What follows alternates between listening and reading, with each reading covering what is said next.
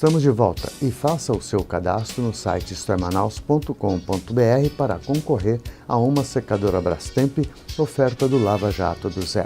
Mas quando eu ligar para você, não diga alô, diga Isto é Manaus e você terá que estar assistindo o programa. No próximo bloco, vamos conversar com o farmacêutico e bioquímico Dr. Ademar Contiero. É só conferir. Muito bom dia para você da nossa TV em Tempo, canal 10, o SBT Manaus, onde nós estamos todos os sábados às 11h30 da manhã. E muito bom tudo para você da nossa TV web, www.istoemanaus.com.br, onde nós estamos 24 horas no ar. E hoje, nesse momento, vocês sabem que o nosso programa é gravado à noite e hoje nós estamos mais uma vez no Boteco do Dedé. Boteco do Dedé que se diferenciou pelo almoço executivo e também pelos petiscos. Hoje aqui você pode apreciar um bom vinho, você pode usufruir de uma gastronomia fantástica, internacional e sem falar no almoço executivo que é servido aqui no Boteco do Dedé, no Amazonas Shopping e lá na loja do Parque 10. Mas não deixamos de recomendar a Cachaçaria Empório, que são 3 endereços. Shopping Ponta Negra, Shopping Manauara, a mais nova casa que é aqui no Amazonas Shopping, o Boteco, e na loja do Parque 10, onde tudo começou. Você vai encontrar uma variedade muito grande de embutidos, enlatados, bacalhau, presunto de Parma, você vai encontrar presunto pata negra, mais uma infinidade muito grande de queijos e vinhos para o seu deleite, onde você pode saborear um bom vinho e jogar uma conversa fora. Hoje, você tem nas lojas da Cachaçaria e do Boteco do Dedé o azeite vindo de Portugal, azeite com 0,3% de acidez, triprensado, porque é prensado 3 vezes. Você tem a Jambucana, que é a cachaça que foi eleita a cachaça das mulheres, porque a Jambucana é aquela que desce macio e aveludado. E sem falar nas cervejas do Dedé, que tem um diferencial muito grande, que você só encontra nas lojas da Cachaçaria, Boteco e Empório do Dedé. A pimenta do Dedé também vindo de Minas Gerais, pimenta de um sabor inigualável. Ela queima um pouco, mas tem sabor, tem textura, tem aquela coisa gostosa. Hoje, com a honra e o prazer de estar com o Dr. Ademar Contiero, depois de várias tentativas, eu consegui tirar ele lá do ninhozinho e trazer para cá. Dr. Ademar Contiero, farmacêutico, bioquímico, proprietário do Labor Conte, que fica no térreo do edifício Semon, telefone 3584-7344. E hoje nós vamos falar muito de prevenção, vamos falar muito de doenças endêmicas, vamos falar muito desse mundo microscópico, porque é ali que começam os grandes diagnósticos. Doutor, muito obrigado pela gentileza de estar conosco.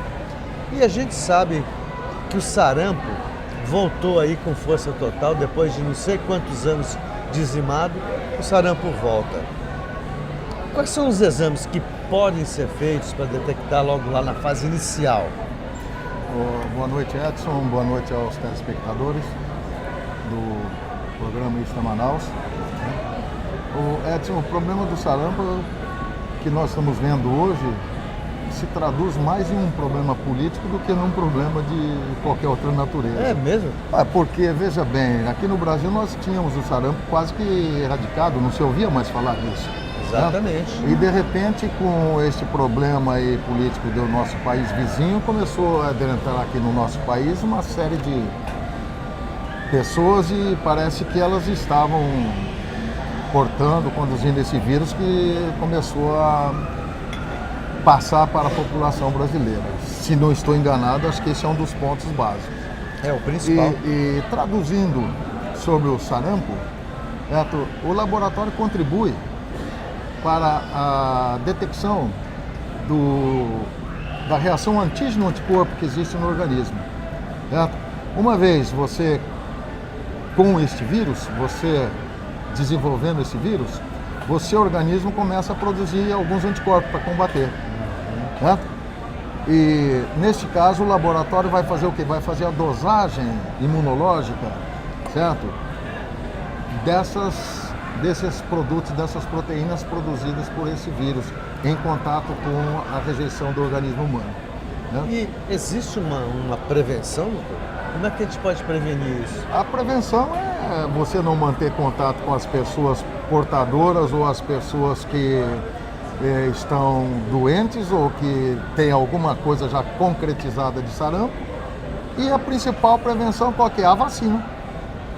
Né? Porque uma vez você vacinado, você desenvolve seus anticorpos específicos para aquilo ali. Né? E uma vez em contato com o vírus, quando você entra em contato com o vírus, seus anticorpos estão prontos para fazer a reação e não deixar que você adoeça. Lembro para vocês que os meus exames e o da minha família é feita lá no Laboconte, que fica no térreo do edifício Semão, todo mundo sabe, é o edifício Semão, ali no Vieira Alves, telefone 3584-7344. Dr. Ademar Contiero, farmacêutico bioquímico, está à frente disso. Agora a gente vai entrar num assunto que também é muito polêmico e hoje, cada vez mais, os casais buscam ter os seus filhos e têm algumas dificuldades. Isso aqui que nós temos de novidade nesse campo da fertilidade, que sabemos que tem um trabalho da Associação Brasileira de Medicina, que vocês receberam, que vocês participaram. Queria que o senhor falasse um pouco sobre isso. Na verdade, não é da associação. Nós recebemos agora, foi um tratado aí sobre a Organização Mundial de Saúde, né? Sobre os critérios e a maneira de realizar alguns exames em se tratando da fertilidade. Né? E nós sabemos que o problema da fertilidade é um problema histórico. Nós temos as histórias bíblicas, as histórias de centenas de anos passados, onde um casal não conseguia ter filho, ele às vezes trocava de mulher ou botava uma mulher substituta, porque achava que a mulher que era a infértil, que não conseguia engravidar. E hoje nós sabemos que a coisa não era bem assim, é dividida. Né? E é dividida por quê? Porque muitos homens, né, não têm capacidade de fertilização, porque o seu líquido seminal, seu esperma, certo, não está em boas condições de promover uma fertilização. Né? Daí é que hoje se começa pelo mais simples. Qual é o mais simples hoje? O mais simples entre um casal que pretende ter filhos e que não está conseguindo é fazer uma avaliação do líquido seminal do homem, do marido. Começa pelo homem, então? Evidentemente que nós devemos começar pelo mais simples, pelo homem. Por quê? Porque se ele tem uma boa condição espermática, com capacidade de fertilização, né, a mulher fica sendo praticamente descartada. O problema está nele. É uma coisa muito mais simples, muito mais prática de você e bem determinar. Mais barato, né? Por um exame chamado espermograma. Pois é, hoje, porque botar uma mulher para fazer uma esterossalpingografia é traumático e ainda é caro. Então, porque os exames da mulher já envolvem uma série de outras coisas, situações clínicas. E o do homem, certo? Você começa com o espermograma. O espermograma, ele vai dizer, certo? Este fulano tem capacidade de promover uma fecundação. Este fulano tem dificuldade de promover uma fecundação. Ou esse fulano não tem condições de promover uma fecundação. E esse exame tem que obedecer algumas regras para a sua realização. Certo? Aí é que está o segredo do laboratório. Tipo, você entra num consultório médico, procura um urologista, sua esposa procura um ginecologista e conta a história de que vocês não estão conseguindo engravidar. Uma das primeiras coisas que vão fazer é o espermograma. Né? Aí que começa a entrar a situação de critérios de como realizar esse exame. A realização desse exame começa pela orientação do paciente na coleta do material. né? Isso é um detalhe bem importante. Por que na coleta do material? O indivíduo chega, colhe o material de manhã na casa dele, leva para o laboratório 2 ou 3 horas depois, Tá certo? Já está inviável a realização desse exame. Então, quais são as bases principais para a orientação? Primeiro, ponto básico, orientação do paciente. O paciente tem que obedecer algumas regras. Ele tem que ficar, basicamente, entre 2 a 5 dias em abstinência sexual. Entre 2 a 5 dias seria a regra internacional, certo? Ele tem que proceder a um asseio criterioso, se ele for colher esse material por via autoerótica, pela masturbação, de higienização das mãos, higienização do órgão sexual, boa asepsia, boa em secar tudo, colher esse material. Se ele colhe na casa dele, dentro de 30 minutos a 1 hora ele tem que estar no laboratório. E ele tem que anotar a hora da coleta. Não seria mais prático ele colher no laboratório? Muitas vezes esses pacientes ficam acanhados, ficam envergonhados, ficam intimidados, né? Nem todo mundo tem a sua liberalização de colher no laboratório. Acontece. Como ele poderia colher via preservativo, né? Mas aí também tem algumas situações que podem dificultar, né? Pode causar alguns problemas, sendo uma das maneiras mais corretas o preservativo, mas ele traz algumas dificuldades. Então hoje preconiza-se o seguinte: você vai colher na sua casa, obedecendo esse critério dessa abstinência, não pode, em hipótese alguma, perder a parte inicial da ejaculação, porque aquela parte inicial da ejaculação é a parte que está rica em espermatozoides. A parte intermediária e a posterior estão mais ricas em líquidos de glândulas adjacentes ou semelhantes, né? Então ele não pode perder absolutamente nada. E nós temos que começar, certo? Pela hora da colheita, pelo volume, pelo tempo que se liquefez esse material, essa amostra. Por quê? Quando há uma ejaculação, ela sai em blocos e sai semissólida. Depois, algumas enzimas proteáticas, elas começam a fazer a diluição desse material. E isso é muito importante, isso tem um tempo para acontecer isso daí. Esse tempo tem que ser medido, cronometrado. Se demorar muito, já tem alguma interpretação, né, sobre alguma dificuldade. Você vê que começa na base lá de uma orientação de como é colhido esse material. Gozado, né? A gente tem, eu tinha na minha cabeça até então que a coisa era tudo muito simples.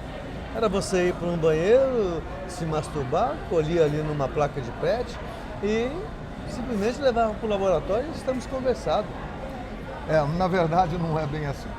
Não é bem assim, porque, veja bem, os critérios depois pela Organização Mundial de Saúde, né, você tem que fazer essas medidas todas, né, e depois você tem que fazer as contagens e as verificações químicas e microscópicas e, se necessário, bacteriológicas desse material, né?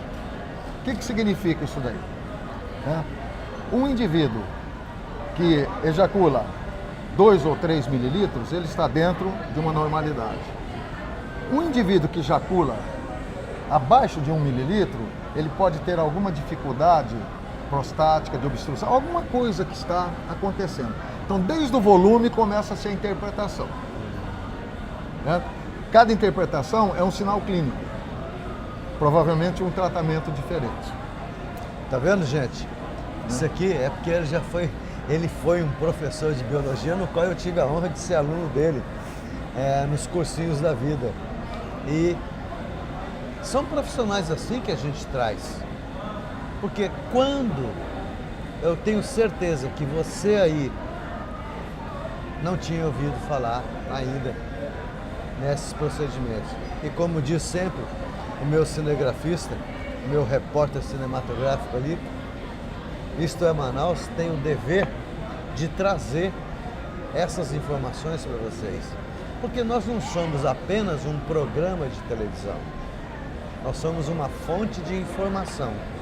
E quando você fica bem informado, é sinal de que você está no caminho certo. E aí, Dr. Ademar Contiero, farmacêutico bioquímico, que é diretor-presidente do Laborconte, que fica no térreo do edifício Semon, telefone 3584-7344. Doutor, me surpreendeu, viu? Eu com toda essa minha pouca idade, ainda não sabia que tinha todos esses critérios para colher um espermograma. Isso é só para a colheita. Depois, na realização do exame, é que nós entramos nos detalhes, né? Até o ponto de dizer, esse espermatozoide aqui tem uma taxa ótima de motilidade, esses espermatozoides não têm uma taxa boa de motilidade, a maioria deles são mortos, que nós chamamos de necrospermia, a maioria é uma maioria viva, né? Tudo isso nós temos que fazer através de técnicas especializadas da situação, né? E estas técnicas, às vezes, são um pouco complexas. E o profissional precisa estar qualificado para fazer essas coisas, né? E cada situação desta, que nós vamos, se for abrir aqui tecnicamente, vai ser uma série de itens, nós vamos falar sobre 2 ou 3 horas. É que não vem ao caso para o público que nós estamos nos dirigindo, né? Mas quem vai examinar, vai analisar e vai interpretar esse exame, tem esses conhecimentos e sabe por onde é que ele vai mexer se o motivo da infertilidade está no homem. Se tiver tudo legal com o homem, parte-se para outra que é a mulher. Hipótese. Regra geral, nós temos o problema masculino interferindo nesta fase. É grande essa coisa aqui em Manaus?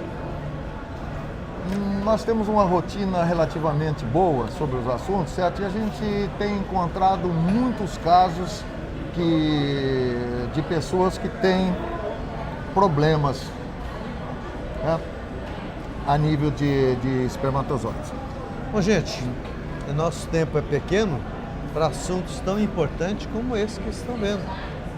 Infelizmente, nós deveríamos já ter feito um segundo bloco, mas nós vamos encerrar por aqui, agradecendo imensamente a Cachaçaria Empório e o Boteco do Dedé, onde nós estamos gravando neste momento, e dizer que o nosso muito obrigado à direção maior do Grupo Dedé, ao seu Rogério, ao seu Dedé, ao chefe Dedé, que é uma pessoa que prepara esses quitutes maravilhosos para a gente, e dizer muito obrigado por vocês existirem.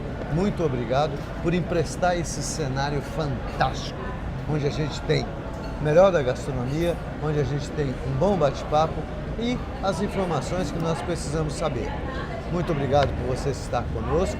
Muito obrigado, doutor Ademar, pela gentileza de estar aqui hoje. Sei que a sua condição de saúde não é tão boa e o senhor está aqui depois de tantas tentativas, mas nos encontramos então no próximo sábado, às 11h30 da manhã, na sua TV em Tempo, Canal 10 do SBT Manaus. Até lá!